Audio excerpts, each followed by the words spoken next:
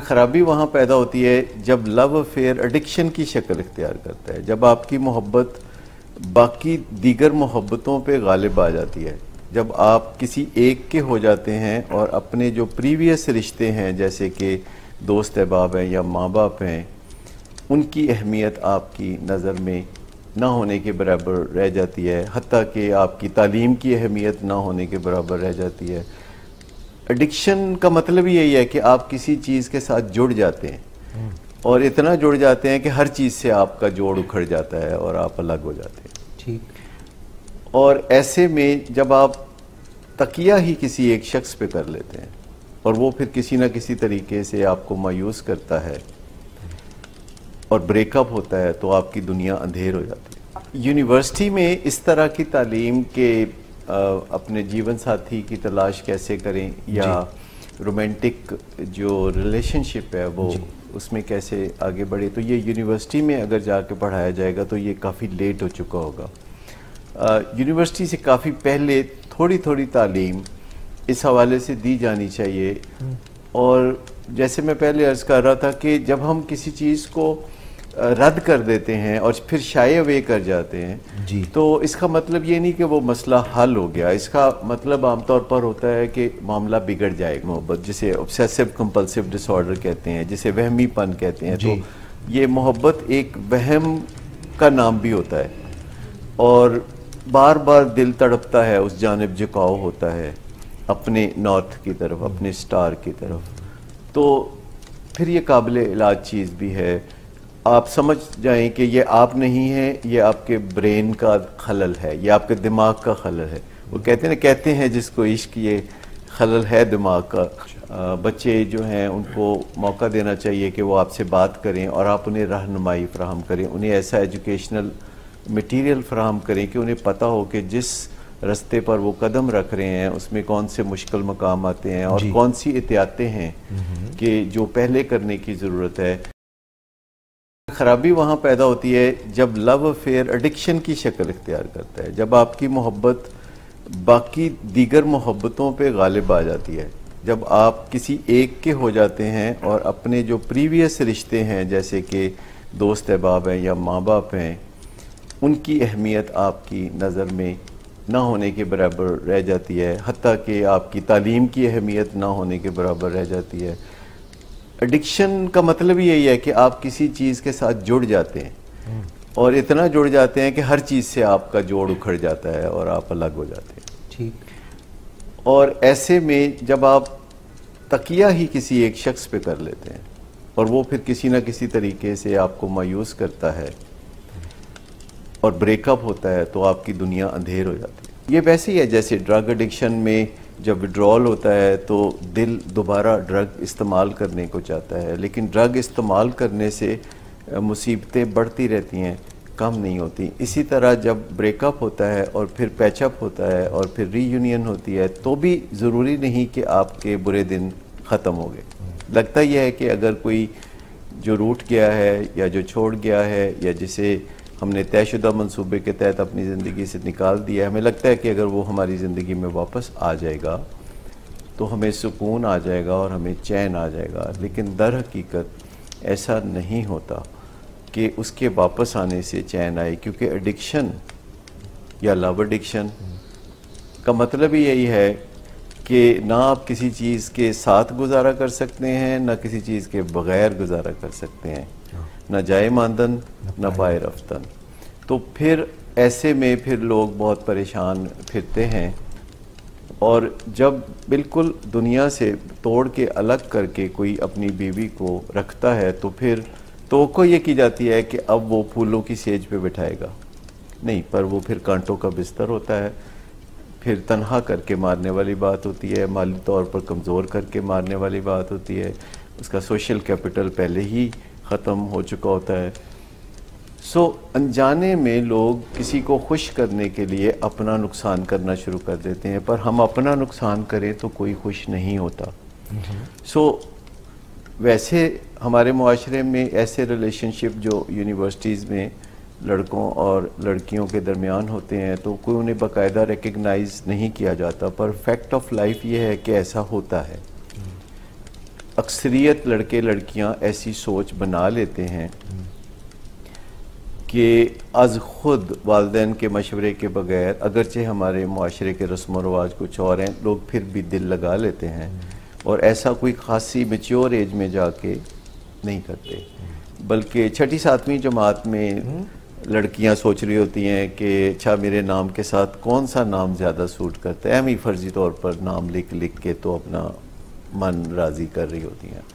या कोई सोच रही होती हैं कि एक दिन अचानक सफ़ेद घोड़े पे सवार कोई आएगा, हाथ में तलवार होगी और वो मुझे उचक कर ले जाएगा और दुनिया की तकलीफ़ों से दूर कहीं उफ़क़ के उस पार हम बहुत ही खूबसूरत ज़िंदगी गुजारेंगे। फैंटेसी, ये सारा फैंटेसी का मामला है। लड़कों के जहन में होता है कि अगर किसी लड़की से उनके ताल्लुकात होंगे तो इसका मतलब है कि उनमें कोई खसूसियात हैं, वो कोई मुमताज़ शख्स हैं, और अगर 2, 3, 4 लड़कियां उन्हें पसंद करती हैं तो उनका इम्तियाज़ बहुत ज़्यादा है। लड़कों की सेल्फ़ इस्टीम बाज़ औक़ात गलत तौर पर इस चीज़ से अटैच हो जाती है कि कितने मार के वो मारते हैं, और फिर अपने दोस्तों में वो किस तरह शान व शौकत से वो कुछ झूठे कुछ सच्चे किस्से जो हैं वो ढींगे मारते हैं। तो ये सारी ज़िंदगी एक ऐसे इल्यूजन में अपने आप को डालने वाली है जिसका कोई एंड नहीं है। जब आप किसी की मोहब्बत में गिरफ़्तार हो जाते हैं और आपकी ज़िंदगी का कोई मकसद नहीं होता तो ये आपकी ज़िंदगी का मकसद बन जाता है, और फिर जब कोई ब्रेकअप करता है तो फिर आपको पता नहीं चलता कि मैं कौन हूँ, और जो असल मकसद है यूनिवर्सिटी में जाने का, जो कि तालीम है और समझदारी सीखना है, वो कहीं बहुत पसे पुश्त रह जाता है। और ज़्यादातर ये बच्चे बड़े ब्रिलियंट होते हैं और इस बुनियाद पर हम ये बात कहते हैं कि उनके नंबर बड़े अच्छे आते हैं जी, और वो बहुत इंटेलिजेंट होते हैं, और ये बात अच्छी खबर नहीं है। अच्छा, ये इंटेलिजेंट होना, इस एज में बहुत ज़्यादा इंटेलिजेंट होना, ये कोई बहुत गुड न्यूज़ नहीं है। व्हाई? इंटेलिजेंस वैसे ही कोई बहुत अच्छी चीज़ नहीं है, दो इट्स ए मिथ। ये तो बिल्कुल पैराडाइम शिफ्ट वाली बात है। हाँ, मैं बहुत लोग मुझसे इख्तलाफ करेंगे कि जो लोग बहुत सुपर इंटेलिजेंट होते हैं फिर हम इन्हें टूटे हुए सितारों की तरह बहुत जल्द देखते हैं, क्योंकि या तो फिर आसमान पे चमकने के लिए, टंगे रहने के लिए आपको बहुत ज़्यादा एहतियात की ज़रूरत होती है, निगहदाश्त की ज़रूरत होती है, जो ज़्यादातर लोग नहीं करते।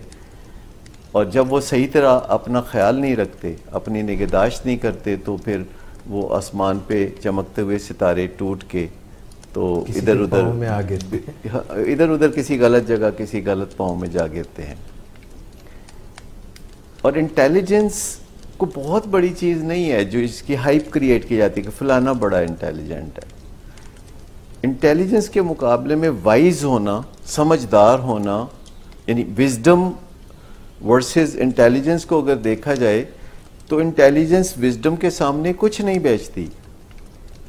इंटेलिजेंस सिर्फ आपको वक्ती तौर पर राहें निकालने का मौका देती है, और इसका फिर मकाम बनता है हमारी ज़िंदगी में, क्योंकि जब आप कोई ईजाद करना चाहते हैं, कोई ज़रूरत पूरी करना चाहते हैं, तो तमाम लोग जो ईजादें करते हैं ये इंटेलिजेंट लोग ही तो होते हैं जो ईजाद करते हैं।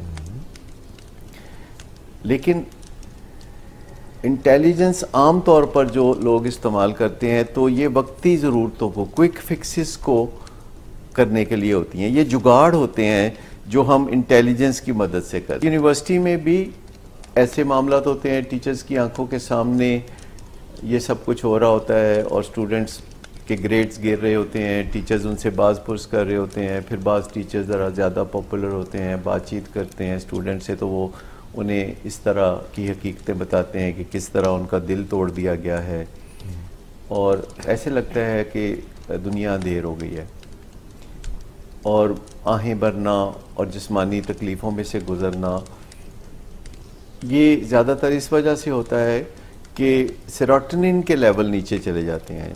यानी सेरोटोनिन एक ऐसा केमिकल है जो हमें खुश रखता है, हमें डिप्रेशन से बचाता है।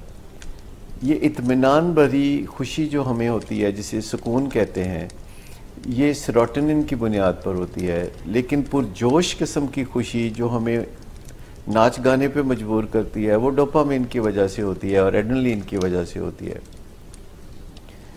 और जब ब्रेकअप होता है तो एक्चुअली ऐसे केमिकल जिन्हें नापा तोला जा सकता है वो नीचे आ जाते हैं और एक डिप्रेशन की सी स्टेट पैदा हो जाती है। यूनिवर्सिटी में इस तरह की तालीम के अपने जीवन साथी की तलाश कैसे करें या रोमांटिक जो रिलेशनशिप है वो उसमें कैसे आगे बढ़े, तो ये यूनिवर्सिटी में अगर जाके पढ़ाया जाएगा तो ये काफ़ी लेट हो चुका होगा। यूनिवर्सिटी से काफ़ी पहले थोड़ी थोड़ी तालीम इस हवाले से दी जानी चाहिए।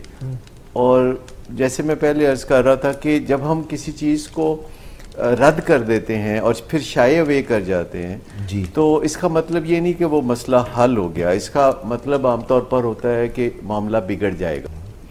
लेकिन ये ज़िंदगी की एक हकीकत है कि हमारे मुआशरे में भी जो कि निस्बतन दुनिया में ये जो थर्ड वर्ल्ड है ये कंजर्वेटिव जगह है और इसमें भी लाहौर, कराची, इस्लामाबाद जैसे शहरों की बजाय अगर आप छोटे शहरों को देखें या गांव देहात में देखें तो वहाँ भी ये इसी शिद्दत और फ्रीक्वेंसी के साथ ये सिलसिले चल रहे होते हैं और ज़्यादा खुफिया होकर चल रहे होते हैं और ज़्यादा ख़राबियाँ इसमें मौजूद होती हैं, क्योंकि ये मामला जो हमारे ह्यूमन बिहेवियर का होता है इसके पीछे केमिकल्स का बड़ा हाथ होता है जी।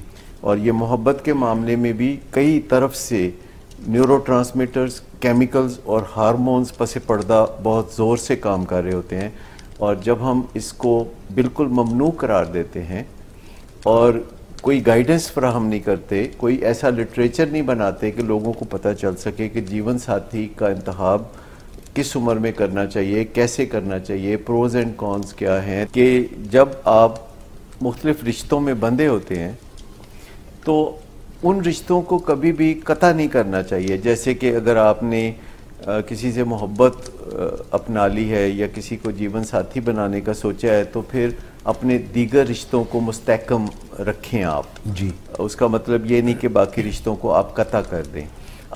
बच्चे जो हैं उनको मौका देना चाहिए कि वो आपसे बात करें और आप उन्हें रहनुमाई फराहम करें, उन्हें ऐसा एजुकेशनल मटेरियल फराहम करें कि उन्हें पता हो कि जिस रास्ते पर वो कदम रख रहे हैं उसमें कौन से मुश्किल मकाम आते हैं और कौन सी एहतियातें हैं कि जो पहले करने की ज़रूरत है।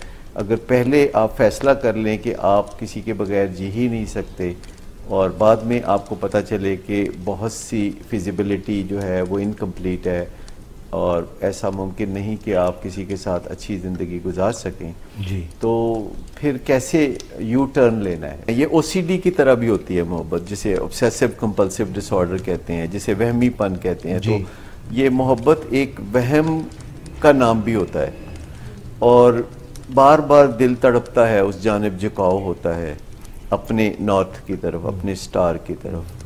तो फिर ये काबिल इलाज चीज़ भी है। आप समझ जाएं कि ये आप नहीं हैं, ये आपके ब्रेन का खलल है, ये आपके दिमाग का खलल है। वो कहते हैं जिसको इश्क ये खलल है दिमाग का। इन्हें वे जब मोहब्बत ताज़ा हुई होती है तो हल्का फुल्का बाइपोलर डिसऑर्डर होता है। ये जो इलेशन होती है ये रियल नहीं होती। और आप यूँ समझें कि ये जो इश्क का मामला है जो ब्रेकअप में तकलीफ़ देता है, तो आप समझें कि कई साइकेट्रिक डिसऑर्डर छोटी छोटी शक्ल में इकट्ठे होकर इंसान को परेशान करने लगते हैं और ये काबिल इलाज इमराज हैं। ये पर्सनल मार्केटिंग है ना आपकी। देखें ना, जब आप जीवन साथी चुनते हैं तो ये भी पहले आप मार्केटिंग करते हैं और फिर जो लोग आपकी तरफ अट्रैक्ट होते हैं तो आप उनके खसूसियात पे नज़र रखते हैं, फिर आप देखते हैं कि कौन आपको ज़्यादा। तो ये अगरचे जज्बाती मामला है लेकिन इसको मंतक से स्टार्ट करना चाहिए और इंतहा जज्बात पे करना चाहिए। अगर आपने इंतहा जो है जज्बात पे की, यानी इब्तदा ही जज्बात पे की और इंतहा आप मंतक पे करेंगे तो फिर बहुत आंसू निकलेंगे। सो एक तो अपने मकसद से आपको वफादार होना चाहिए कि आप यूनिवर्सिटी आए क्यों थे। ठीक है। फिर आपकी ज़िंदगी का एक लार्जर पर्सपेक्टिव भी होता है कि आखिर आप इस दुनिया में क्या करना चाहते हैं और वो दूर तक एक मकसद आपको अपनी तरफ जब अट्रैक्ट करता है तो फिर आपकी ज़िंदगी अलाइंड हो जाती है और आप उसकी लाइन पे गोल सेट करना शुरू करते हैं और इससे आपको बोरियत नहीं होती। जब आप गोल सेट करते हैं और उनकी तरफ आपका सफ़र चलता है तो आपको बोरियत नहीं होती, आपको बहुत ज़्यादा इस किस्म की सतही कैफियत की ज़रूरत नहीं रहती जो कि ये नौजवानी में मोहब्बत से मिलती है। तो आप ठोस बुनियादों पर लाइफ पार्टनर का इंतखाब करते हैं और हर शख्स का हक है कि वो अपनी ज़िंदगी में अपने मनपसंद लाइफ पार्टनर का इंतखाब करे और कोई उसके साथ ज़ोर ज़बरदस्ती ना करे। पर ये मामला फहमी का मामला है, ये अक्ल दानिश का मामला है, ये तैयारी का मामला है, समझदारी का मामला है। जब आप इस जानिब कदम रखने के काबिल हो जाएं, जो टीन एज के अंदर तो बिल्कुल ऐसा नहीं होता, जब आप तालीम ख़त्म करने के करीब जा रहे होते हैं तो इस किस्म की सोचें सजती हैं। लेकिन अभी आप वो कहते हैं ना पंजाबी में, पा ना पड़ी तो वक्त न पड़ी, तो ये नहीं होना चाहिए। लेकिन हमारी सेल्फ़ इस्टीम अमूमन नीचे होती है। माशरों में हम अपने बच्चों की सेल्फ़ इस्टीम पे काम नहीं करते, बस शुरू के 2-3 साल उनकी हम तारीफ़ करते हैं और फिर हम उनमें नक्स निकालना शुरू कर देते हैं और बच्चों को हम बार बार बताते हैं कि you amount to be nothing, कुछ ख़ास नहीं हो, तुम खेद दो, बस ऐसे ही हो। तो ये जो सेल्फ़ इस्टीम हमारी नीचे हो जाती है, इससे बड़ा सहारा मिलता है कि कोई हमें चाहता है, कोई हमारे बगैर रह नहीं सकता, कोई लव यू या मिस यू का मैसेज भेजता है तो हमारे अंदर एकदम डोपामीन ओवरफ्लो करने लगती है और ज़िंदगी बहुत मज़े की लगने लगती है। लेकिन शाइबा है, ये वहमा है, तो इससे ज़रा बचने की ज़रूरत होगी। इसमें ख़राबी कोई नहीं है मोहब्बत में, पर जो काम कर, आप गाड़ी चलाना चाहते हैं तो पहले चलाना तो सीख लेना। ये तो नहीं कि बस आपने बैठे और शुरू हो गए और स्पीड चलने शुरू हो गए, तो इससे नहीं। जो काम भी करें सोच समझ के करें और आगे के फ्यूचर में झांक लें और फिजिबिलिटी देख लें और उस पर कोई मालूमात हासिल कर लें। आजकल तो गूगल पे, यूट्यूब पे हर तरह की गाइडेंस मैसर है और इन्फॉर्म्ड चॉइसेस होनी चाहिए। आपको पता होना चाहिए कि मैं जो कदम बढ़ा रहा हूँ इसका नतीजा ये निकलेगा जो मुझे कबूल है, क्योंकि जो भी नतीजा निकलेगा वो आपको लेना पड़ेगा, कोई और आपके लिए शायद वो भुगतान नहीं भुगतना चाहेगा। और जो कुछ आप करेंगे वही, ये कॉज एंड इफ़ेक्ट की दुनिया है, जो आप करेंगे वो नतीजा आपके सामने आएगा। और कभी कभी आपके वालिदैन आपकी मुसीबतें अपने सर पे ले भी लेते हैं, लेकिन आपके वालिदैन हमेशा साथ रहने वाले नहीं हैं। आपको अपनी ज़िंदगी का बोझ तो ख़ुद ही उठाना पड़ेगा। सो हमेशा सोच समझ के कदम आगे बढ़ाना चाहिए और अपनी ज़िंदगी की जो तरजीहात हैं जी, उनको डिस्टर्ब नहीं करना चाहिए। अपने ताल्लुकात को भी आपको चाहिए कि सरमाया ही समझें और किसी ताल्लुक़ को किसी और ताल्लुक़ की वजह से भी कुर्बान नहीं करना चाहिए। और जो लोग पोजेसिव होते हैं जी, या जो ऐसे तोते होते हैं कि जिन्हें यहाँ बिठाओ और वो कंधे पे आ बैठे हैं, तो इनसे भी थोड़ा बचना चाहिए।